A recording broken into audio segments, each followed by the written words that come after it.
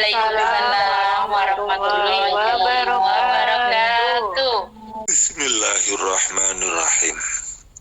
Alhamdulillahirabbil alamin wassalatu wassalamu ala sayyidina Muhammadin wa ala alihi washabihi ajma'in. Amma ba'du, marilah pengajian pada kesempatan pagi hari ini kita buka dengan bacaan suratul Fatihah, dengan harapan apa yang kita pelajari mulai awal hingga akhir oleh Allah dijadikan menjadi ilmu yang barokah manfaat.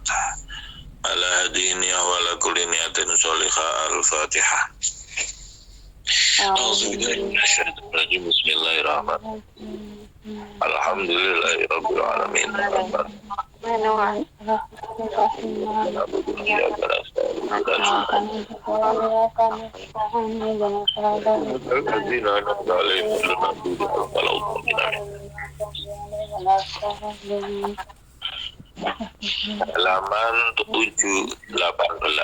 Wa'alaika alla tantiqa ila bi khairin wa kullu kalamin la yahillu nutku bi yakhrumu alaika al-istima'u ilaihi wa idza takalamta faratil kalamaka waratib wasgi ila hadisi man haddasaka wa la taqta'anna ala ahadin kalamahu illa in kana minal kalam alladhi yaskhatullah kal ghibah wahdhar al-mudakhala fil kalam wa la tuzhir liman haddasaka hadisan ta'rifu annaka ta'rifuhu fa inna zalika mimma yuhishu al-jalis wa idha haddasaka insanun bikalamin aw hakalaka hikayatan ala ghairil wajhil manqul fala taqul lahu laisa kama taqul walakinahu kadza wa kadza fa in ta'allaqa dzalika bid-din fa'rifu as-shawab birifqin.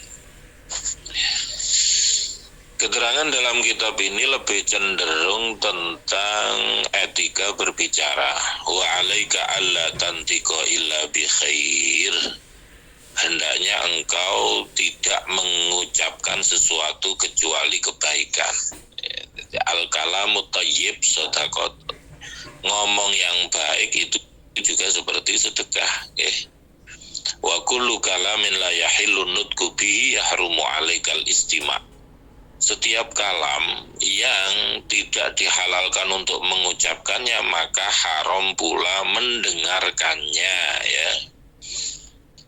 Kalau wa idza takalamta, kalau ghibah ngerasani tidak boleh, kita ngerasani orang tidak boleh, maka mendengarkan rasan-rasan juga tidak boleh.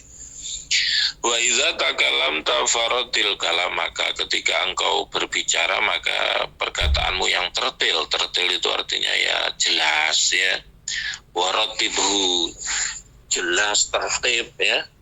Wasghi ila hadisi man haddasaka, nenglengno sira maring omongane wong kang ngajak ngomong marang sliramu. Artinya dengarkan dengan sungguh-sungguh kalau ada orang yang berbicara. Kita itu diciptakan mulutnya satu, telinganya dua.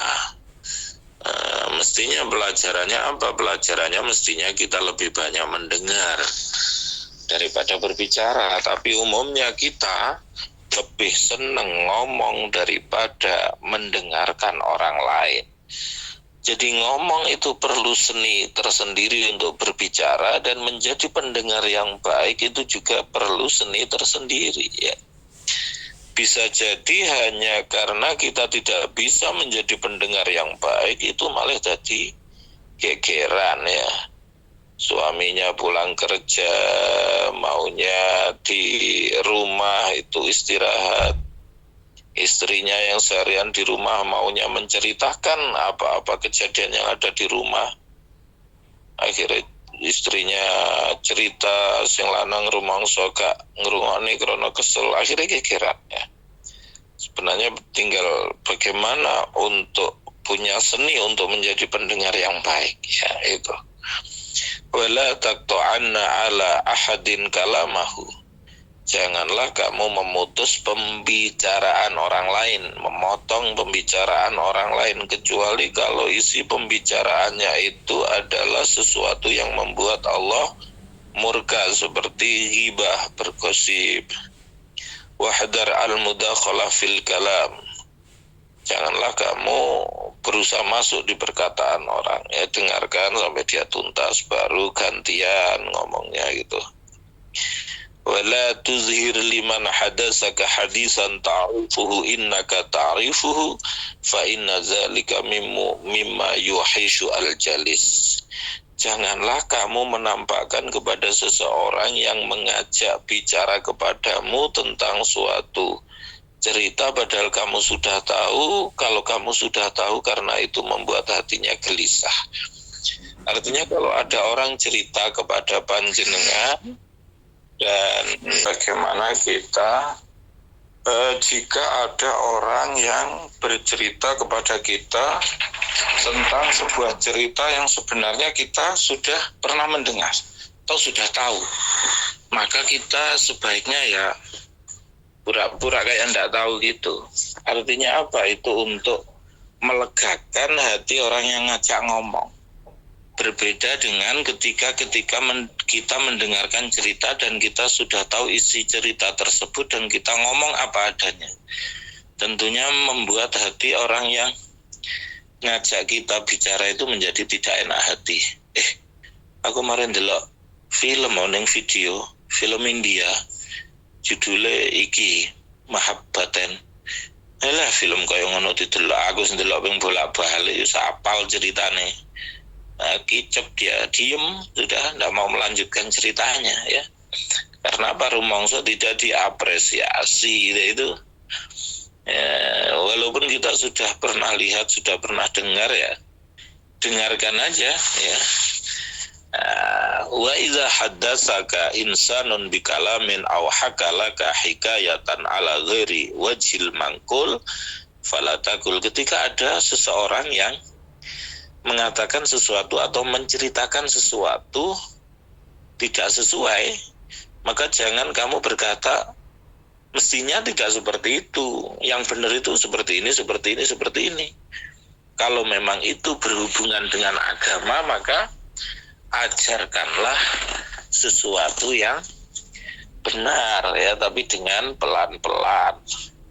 Wa iyyaka wal khawdu fima la ya'nika wa iksarul halaf billah wa la tahlif bihi ta'ala illa sadiqan indal hajat wa hadhar al kadzib bi jami' anwa'ihi fa innahu munaqidun lil iman. Hendaknya engkau menjauhi memasuki sesuatu yang tidak bermanfaat, atau juga memperbanyak sumpah dengan menyebut asma Allah. Janganlah kamu bersumpah dengan menyebut asma Allah kecuali kamu dalam keadaan benar dan dibutuhkan. Jauhilah berbohong dengan berbagai macam bentuknya, karena itu berlawanan dengan iman. Wa iyyaka wal ghibah wan namimah wal iksar minal mizah wajtanib sairul kalam al qabih wamsak wa amsik an radiil kalam kama tamsaku an mazmumihi wa tafakkar fi ma taqulu qabla an taqulu fa in kana khairan faqul wa illa fasmut.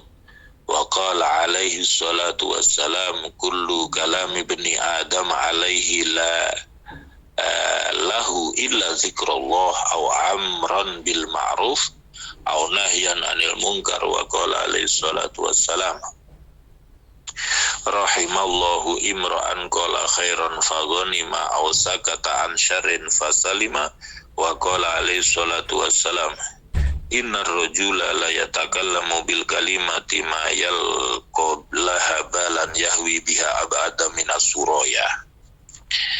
Hendaknya engkau menjauhi bergosip, menggunjing, ngerasani, wan namimah, mengadu domba, wal iksar minal mizah, terlalu banyak bergurau. Kalau berguraunya itu sekedar untuk merefresh ya, dari kepenatan sehari-hari ya boleh, tapi kemudian yang tidak boleh itu al-iksar, artinya terlalu banyak bergurau. Itu kadang terlalu banyak bergurau. Lari kecil itu kadang ujung-ujungnya nangis, ujung-ujungnya tukaran ya. Wajtanib sairul kalam al-qabih, hendaknya engkau menjauhi perkataan-perkataan buruk. Wamsik an radiil kalam, tahanlah dari perkataan yang buruk, seperti halnya engkau juga menahan diri untuk tidak mengatakan sesuatu yang tercela. Wa tafakkar fi ma taqul qabla an taqul, hendaknya engkau berpikir sebelum engkau berbicara atau ngomong. Kenapa? Karena al-kalam kasihab, perkataan itu seperti anak panah ya.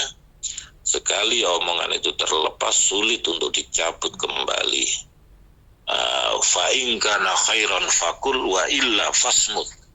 Jika baik, ucapkan. Jika tidak baik, diam. Rasulullah bersabda, semua perkataan manusia itu berbahaya bagi dia, tidak bermanfaat bagi dia, kecuali perkataan itu bisa bermanfaat kalau isinya adalah berzikir kepada Allah, amar ma'ruf nahi mungkar. Rasulullah Shallallahu Alaihi Wasallam bersabda, rahimallahu imra'an qala khairan fa ghanima aw sakata an syarrin fa salima. Allah merahmati seseorang yang kalau ngomong itu baik, kalau dia selamat dari keburukan atau dia diam dari mengatakan sesuatu yang buruk. Rasulullah Shallallahu Alaihi Wasallam bersabda, seseorang itu ada yang mengucapkan kalimat ya yang bisa menjatuhkan dia sampai jauh ya. Wa alla tangkila qadamaika ila khair, hendaknya engkau tidak memindahkan kakimu kecuali menuju kepada kebaikan atau menuju pada kebutuhan. Kalau kamu berjalan, jangan tergesa-gesa, jangan sombong dalam caramu berjalan. Kalau kamu sombong, kamu gugur di pandangan Allah. Kalau tadi etika berbicara, sekarang etika berjalan. Janganlah kamu tidak senang kalau ada orang yang berjalan di depanmu. Janganlah kamu senang kalau kamu diikuti di belakangmu, karena itu termasuk akhlak orang yang sombong. Jangan terlalu banyak tolah-toleh ketika berjalan. Jangan berhenti di jalan untuk hanya fudul, yaitu omong-omongan berkata ngalor ngidul yang tidak jelas. Rasulullah Shallallahu Alaihi Wasallam kalau berjalan itu agak nunduk seperti kayak turun dari tempat yang tinggi. Kalau beliau dipanggil dari belakang, beliau berhenti dan tidak menoleh. Wa alaika idza jalasta, hendaknya engkau ketika duduk menjaga auratmu, duduklah menghadap kiblat dengan khusyuk, dengan tenang, jangan terlalu banyak gerak-gerak ya. Wa iyyaka, hendaknya kamu jangan memperbanyak kukur-kukur ya.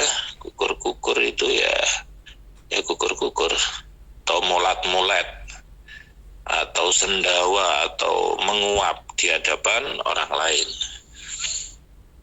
Ketika kamu menguap atau angop, taruhlah tangan kirimu di mulutmu. Jangan terlalu banyak ketawa karena itu bisa mematikan hati. Ketika engkau mampu untuk menjadikan ketawamu itu senyum, maka lakukan. Janganlah kamu berdiri dari tempat dudukmu sampai kamu berdoa, Subhanakallahumma wa bihamdika asyhadu an la ilaha illa anta astaghfiruka wa atubu ilaik. Diterangkan bahwa barang siapa mengucapkan doa tersebut, maka dosa yang ada di majelis tersebut akan diampuni oleh Allah.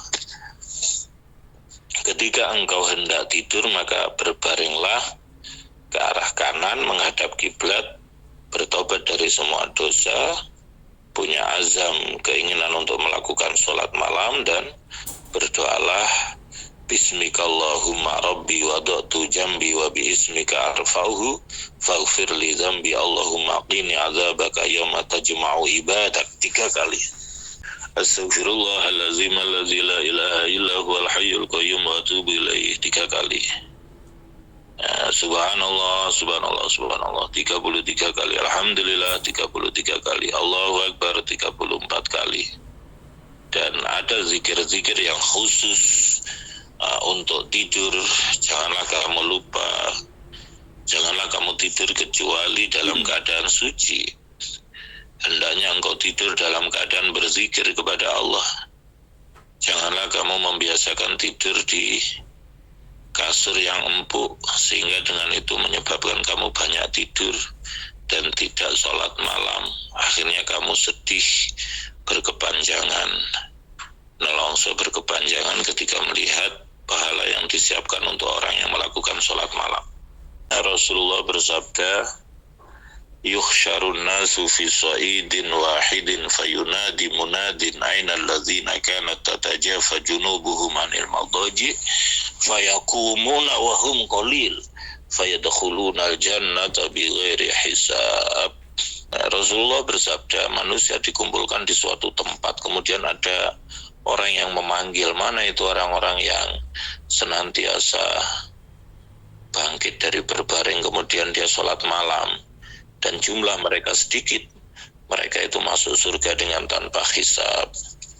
Ibu Nabi Sulaiman bin Dawud berkata, ya bunayya la tuksirin nauma billail fa inna ma yuksir an nauma billail ya'ti fakiran yaumal qiyamah. Wahai anakku, janganlah engkau memperbanyak tidur di waktu malam, karena sesungguhnya orang yang banyak tidur di waktu malam, dia datang di hari kiamat dalam keadaan fakir. Imam Ghazali berkata, ketahuilah bahwa siang dan malam itu waktunya ada 24 jam. Dan janganlah tidurmu itu lebih dari 8 jam. Maka misalnya jika engkau berumur 60 tahun, ya, itu setidaknya kalau tidurnya 8 jam, 20 tahun itu sudah habis untuk tidur, dan itu sepertiga umur, ya. Jika kamu kesulitan untuk miring kanan atau menghadap kiblat, ya tidurlah menghadap kanan.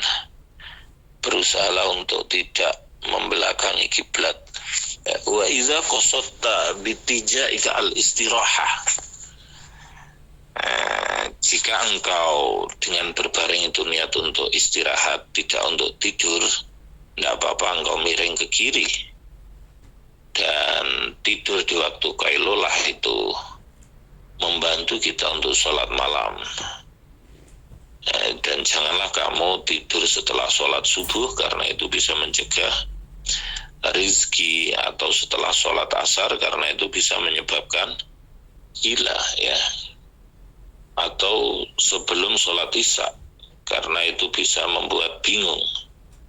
Ketika engkau bermimpi sesuatu yang membuatmu senang, hendaknya engkau memuji kepada Allah dan takwili mimpi itu dengan sesuatu yang baik, yang sesuai. Tapi jika engkau bermimpi sesuatu yang membuatmu susah, maka mintalah perlindungan kepada Allah dari keburukan.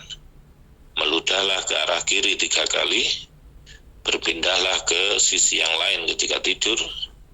Janganlah kamu ceritakan kepada orang lain, karena hal itu tidak membahayakanmu.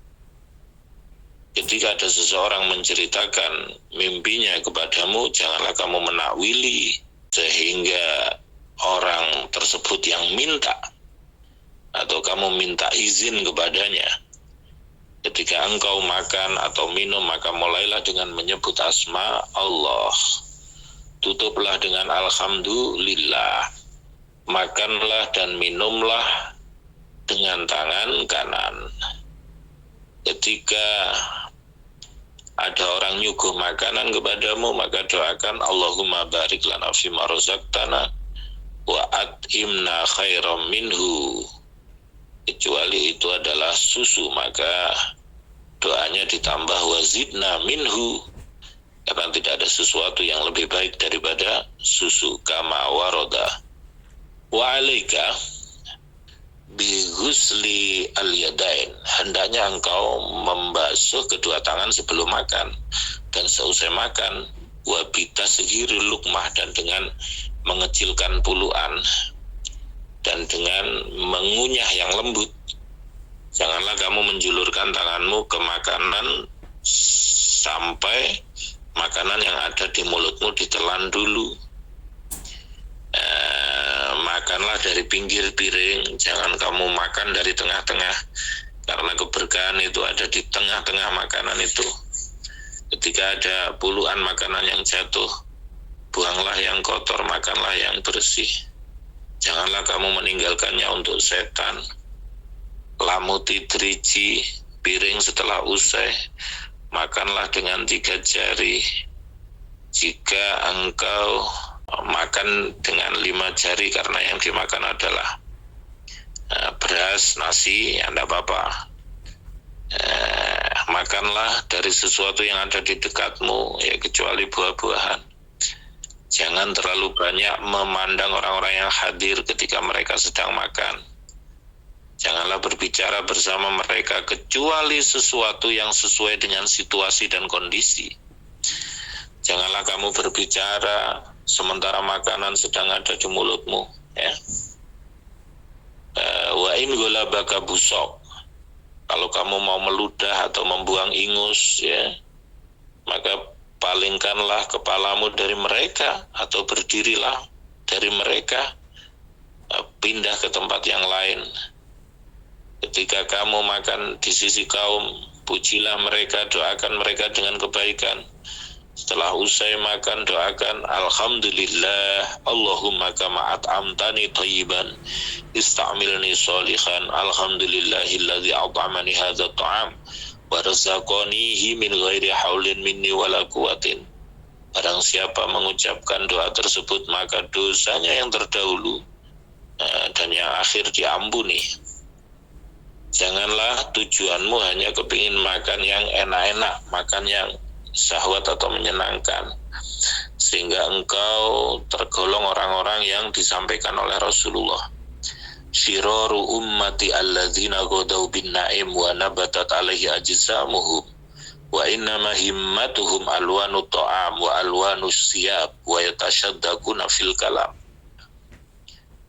Seburuk-buruknya umatku adalah orang-orang yang senangnya itu kenikmatan-kenikmatan, sehingga dengan itu jasadnya tumbuh. Tujuannya hanya bagaimana makan yang macam-macam, enak-enak, bagaimana yang pakaiannya bagus-bagus, omongannya itu dalam-dalam. Wa qala Ali karramallahu wajhah, man kanat himmatuhu ma yadkhulu batnahu kanat qimatuhu ma yakhruju minha. Sayyidina Ali karramallahu wajhah berkata, barang siapa tujuannya hanya sesuatu yang masuk ke perutnya, maka nilainya tidak lebih dari sesuatu yang keluar dari perutnya. Berusahalah engkau untuk tidak memasukkan ke perutmu kecuali makanan yang halal. Karena orang yang makan makanan yang halal 40 hari, hatinya menjadi terang, mengalir sumber-sumber ilmu hikmah dari lisannya.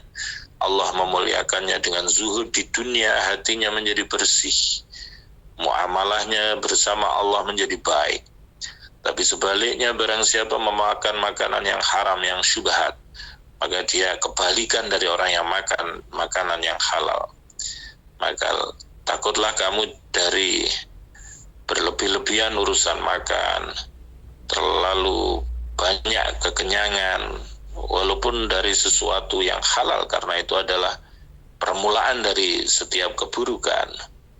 Bahayanya kalau terlalu kenyang itu adalah hati menjadi keras, kecerdasan menjadi hilang, pikiran menjadi terganggu, dan malas untuk ibadah, dan bahaya-bahaya yang lain.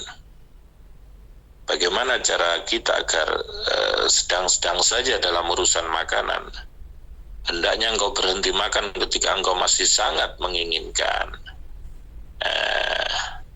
Wa alamatu sidqi syahwat, dan tanda-tanda kalau kamu sangat menginginkan, yaitu kamu kepingin semua makanan. Ketika kamu mau minum, minum jangan ngokop, ya disesep. Minumlah 3 nafas. Janganlah kamu bernafas di wadah. Janganlah kamu minum dari pucuk, ceret. Janganlah kamu minum dalam keadaan berdiri. Jika tidak ada wadah, kamu bisa minum dari tanganmu. Setelah minum kamu berdoa, Alhamdulillahilladzi ja'alahu azban furata birahmatihi walam yaj'alhu milhan ujaja bidunubina. Ketika engkau hendak berhubungan suami istri, hendaknya engkau berdoa, Allahumma jannibna syaitana wa jannibis syaitana ma razaqtana. Tutuplah dirimu dan istrimu dengan pakaianmu atau selimutmu. Wa alaika bil hudui was sakinah. Wallahu a'lam bishawab. Al-Fatihah. A'udzubillahi minasyaitonir rajim. Bismillahirrahmanirrahim. Alhamdulillahirabbil alamin. Arrahmanirrahim. Maliki yaumiddin. Iyyaka na'budu wa iyyaka nasta'in. Ihdinas shiratal mustaqim. Shiratal ladzina an'amta 'alaihim ghairil maghdubi 'alaihim waladdallin. Amin. Itulah etika berbicara, duduk, berjalan, makan, tidur, sudah diterangkan semuanya. Semoga bermanfaat. Izin bertanya Pak Ustadz, dari ini lagi marak-maraknya merek toko Starbucks yang katanya itu bikinannya Israel. Terus seharusnya umat muslim itu tidak boleh meminumnya atau menongkrong di situ. Itu gimana ya Pak Ustadz? Mohon penjelasannya.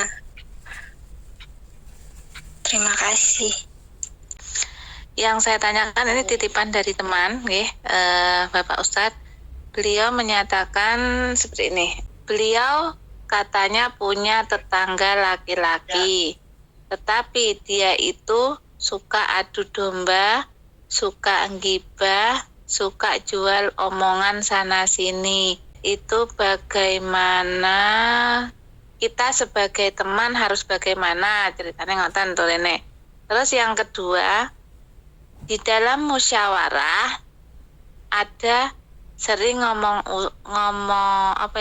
ngomongin ustadz yang tidak baik. Apakah juga disebut dengan gunjing berjamaah? Ngoten insya Allah pertanyaannya Abah. Mohon maaf yang seikhlas-ikhlasnya lahir dan batin karena ini titipan dari teman. Insya Allah mungkin karena teman tidak bisa bersuara. Wassalamualaikum warahmatullahi wabarakatuh.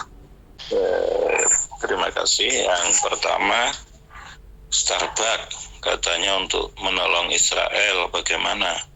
Yang jelas yang pertama yaitu status makanan dan minumannya itu sendiri ya. Kalau kemudian di Starbucks itu yang dijual adalah kopi susu ya berarti ya halal kopi susunya ya. Kalau kemudian motif dibalik itu seperti apa, yaitu apakah dugaan, apakah memang seperti itu sebenarnya, yaitu kita tidak tahu. Tapi kalau kemudian mau lebih berhati-hati juga tidak apa-apa gitu kan. Nah, kalau prinsipnya makanannya yang dijual kopi susu ya halal, kecuali kalau miras, kecuali kalau bir ya mungkin lain permasalahannya ya. Jelas muskir, sesuatu yang memabukkan itu jelas haramnya ya. Tapi kalau mau berhati-hati ya tidak apa-apa, kalaupun tidak minum Starbucks ya tidak apa-apa, kalaupun mau berhati-hati ya. Kemudian yang kedua, punya tetangga sukanya menggunjing, sukanya mengadu domba, menjual omongan dan lain sebagainya. Bagaimana sikap kita? Tadi Syekh Abdullah Al-Haddad mengemukakan jika kita tidak nyaman ya kita boleh memutus omongan untuk mengalihkan isi pembicaraan dari sesuatu yang semula ngerasani mengadu domba kepada tema yang lain. Tapi kalau tidak memungkinkan, kita ya berpindah dari forum tersebut ya. Kalau kemudian termasuk yang diadu domba, yang dijual omongan, yang digunjing adalah kita ya itu memang sudah bagaimana kita menyikapi orang ya. Karena memang ya kullu mri'in la yakhlu mimma dikhin yamdahu wa min zamin yazumu. Setiap orang itu selalu saja ada yang mencela dan memuji kepada kita, pro kontra. Tadi ridhon nasi ghayatun la tudraku. Untuk mencari ridhonya manusia itu memang sulit untuk bisa ditemukan. Artinya seorang semua ridho semua dengan kita, pro semua dengan kita ya sulit ya. Prinsipnya bagaimana? Prinsipnya ya la yakhafu laumata laim, tidak takut terhadap pemaitune wong kang maitu, terhadap celaan orang yang mencela ya, terhadap olok-olok orang yang mengolok-olok ya. Itu prinsipnya. Yang terpenting apa yang kita lakukan Allah ridho, Rasulullah ridho, lanjutkan orang mau ngomong apa ya. Anjing menggonggong kafilah tetap berlalu, begitu kata pepatah ya. Itu ya. Kalau prinsipnya dalam bermukhalatah kumpul dengan banyak orang ya seperti itu. Prinsipnya kita adalah al-kafu anil adza wal ihtimal anil adza. Berusaha mencegah untuk tidak menyakiti orang lain dan juga berusaha untuk bersabar jika merasa disakiti atau diganggu oleh orang lain. Begitu jawaban atas dua pertanyaan tersebut, semoga bermanfaat. Ini Abah, ada seorang suami istri. Suami ini temperamen ini tuh suka menampar istrinya. Kalau istrinya itu ditampar itu sampai lebam-lebam, sampai merah matanya kayak gitu. Terus kalau berkata-kata pun juga kasar, ya kan? Dengan kata-kata yang kasar. Kalau ada kesal terus suka kalau marah suka banting barang, ya kan? Yang saya tanyakan, bagaimanakah suami yang seperti ini? Terus sebagai anak itu menyikapinya. Kalau kita itu ini bukan muturing ya, ini mengingatkan gitu, katanya anak ini durhaka seperti itu. Dan sekarang istri sudah meninggal, sekarang suami sakit. Apakah itu namanya hukum karma? Mohon untuk jawaban dan penjelasannya. Assalamualaikum warahmatullahi wabarakatuh. Mau bertanya, di luar tema, anak yatim sama anak piatu itu anak piatu itu apa bisa disamakan dengan anak yatim? Dan misalkan kita memberi santunan kayak gitu, pahalanya itu yang apa anak piatu itu juga berhak mendapatkan apa seperti anak yatim itu, anak yang ibunya meninggal dibanding dengan anak yang bapaknya meninggal. Saja yang dari saya penjelasannya. Terima kasih. Assalamualaikum warahmatullahi wabarakatuh. Pertanyaan saya yang kedua tadi sudah dijawab belum, guys? Sinyal saya hilang. Yang dalam bermusyawarah itu selalu ngomongin ustadz yang tidak baik, apakah juga itu disebut gunjing berjamaah? Itu titipan. Seperti itu apa? Ngomong ghibah, ngomong keburukan orang itu ghibah. Ghibah itu apa sih pengertiannya? Ghibah itu pengertiannya adalah zikruka akhoka bima yakrohuhu idza sami'ahu, yaitu kamu menceritakan keburukan orang lain yang jika dia mendengar dia akan tidak suka ya. Itu adalah ghibah, menggunjing.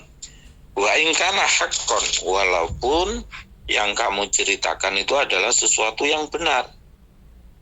Terlebih kalau kemudian yang kamu ceritakan itu sesuatu yang tidak benar, itu namanya adalah buhtan. Buhtan itu artinya gawe-gawe goroh ya.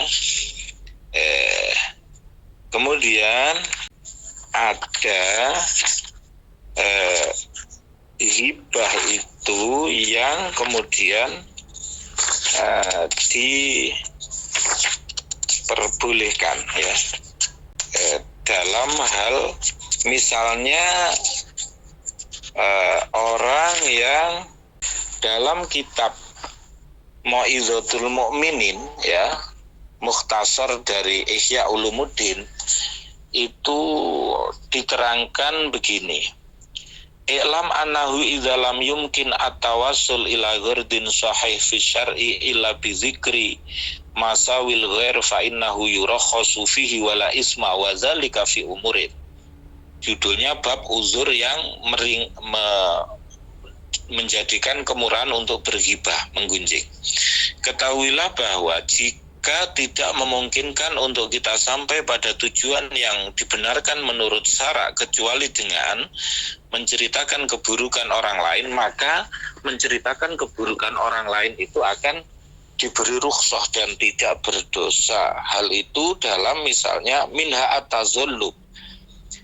Wa dzalika kamazlumin yarfa'u zulamatahu ala insanin ila amirin liyastawfi lahu haqqahu idz la yumkinuhu istifa'u haqqihi illa binisbatihi ila zulmi, ya. Misalnya kita dizalimi orang, kemudian kita melaporkan ke polisi, maka kita menceritakan keburukan orang yang mendolimi itu supaya hukum bisa ditegakkan, ya. Maka menceritakan keburukan orang yang mendolimi kita itu tidak termasuk berhibah, karena itu hibah yang diperbolehkan karena kita mengajukan laporan, ya. Wa minha al-isti'anah ala taghyiril munkar wa raddil asi ila manhajis shalah. Yang kedua adalah kita meminta pertolongan untuk merubah suatu kemungkaran, mengembalikan ahli maksiat kepada jalan yang benar. Pak, si fulan niku lho, lek dalu niku minum-minuman keras, nyalai wong sing liwat, menceritakan keburukannya. Tujuannya apa? Untuk taghiril mungkar, merubah kemungkaran. Itu maka diperbolehkan, ya. Yang ketiga adalah al-istifta, kama yaqulu lil mufti zalamani abi au zaujati au akhi, ya. Yang ketiga adalah tujuannya untuk meminta fatwa, ya. Bagaimana saya ini dizolimi sama orang tua saya, dizolimi sama istri saya, dizolimi sama saudara saya. Maksudnya dizolimi gimana? Dia ceritakan begini. Karena minta fatwa maka itu diperbolehkan, bukan termasuk berhibah, ya. Wa minha tahzirul muslim minasyarr. Kama idza alimta min insanin dororon fahadzarta syakhsan minhu.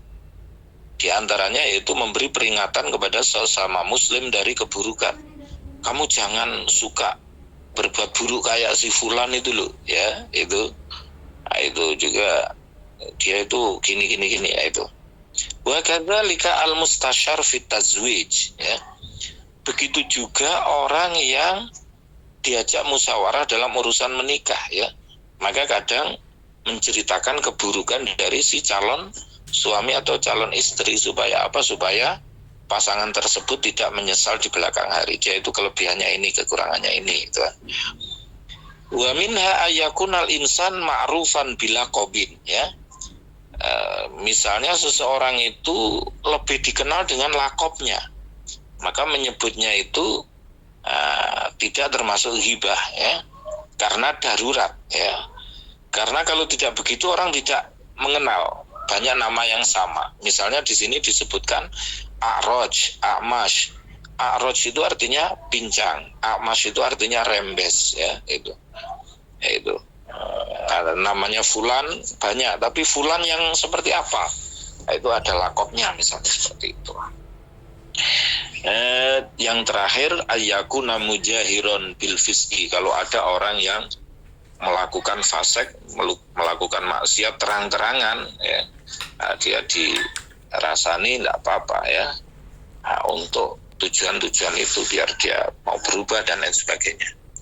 Nah, kalau kemudian yang diceritakan tadi masuk dalam definisi yang sudah saya terangkan, maka ya bisa menjadi hibah. Tinggal tujuan dari menceritakan keburukan Ustadz itu apa, itu, apa mau merubah kemungkaran atau mau apa, atau ya itu keterangannya seperti itu. Kemudian yang pertanyaan kedua, ada seorang suami kalau marah itu menghajar istrinya dan lain sebagainya, ya.